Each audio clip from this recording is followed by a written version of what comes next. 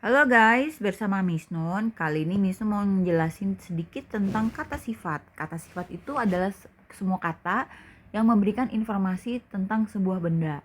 Ya, jadi misalnya benda itu seperti apa, besar, kecil, warnanya apa, bentuknya apa, gitu.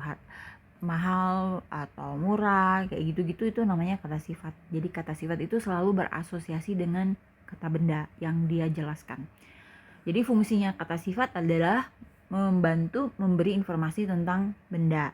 Nah, posisinya dalam bahasa Inggris itu kalau dia bersampingan, kalau dia letaknya samping banget dengan kata benda yang dia jelasin, maka kata bendanya itu harus di belakang kata sifat. Jadi kata sifat duluan, baru kata benda. Nah, contohnya di sini, ini bisa kita lihat nih. Ini adalah beberapa kata-kata yang udah Misun siapin yang kategorinya tuh masuk kata sifat. Jadi ada contoh misalnya red, yellow, important, small, big, heavy, dan seterusnya, kalian bisa baca sendiri. Dan kita bisa taruh kata benda di belakangnya. Yuk kita mulai yuk, let's have fun. Red, red kalau warna merah itu kira-kira bendanya apa? Misalnya red apple gitu ya, red apple. Misalnya red tomatoes gitu, tomat merah gitu ya, dress. Nah ini ya udah tinggal kita pakai red apple, red tomatoes, red dress. Misalnya yellow, yellow apa nih asosiasinya? Yellow banana misalnya. Ya udah, yellow banana, yellow hat, misalnya yellow books. Terserah aja, kasih aja kata benda di sini. Misalnya important meeting, important lesson, important people. Small apa? Misalnya small bag, small cat, ya small apalagi yang kecil-kecil, misalnya small animals. Nah, bisa ditaruh di sini. Kemudian big apa tuh? Misalnya big misalnya big house, big cars.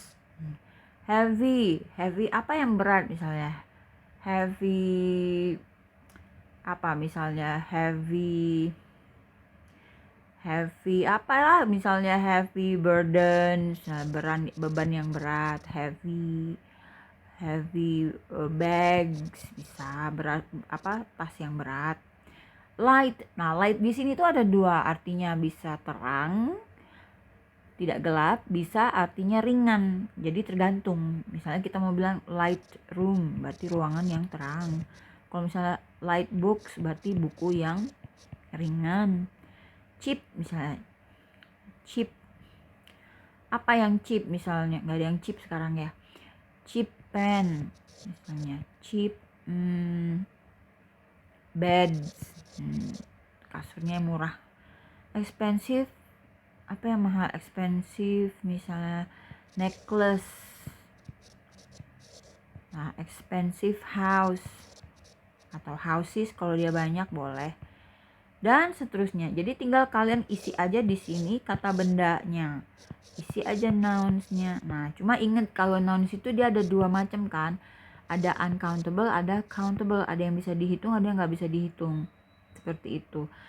Jadi kalau urusan kata benda tuh urusannya countable apa uncountable, singular atau plural ya, singular atau plural. Kalau dia plural biasanya umumnya dikasih s atau es, tapi ada juga beberapa yang bentuknya tidak beraturan. Segitu aja dulu, mudah-mudahan bisa membantu menambah vocabulary dan mengerti aturannya. Kalau kata sifat harus di depan kata benda yang dia jelaskan, tidak boleh terbalik ya, tidak seperti bahasa Indonesia. Oke, segitu dulu dari Miss Nun. Salam Tensis Master.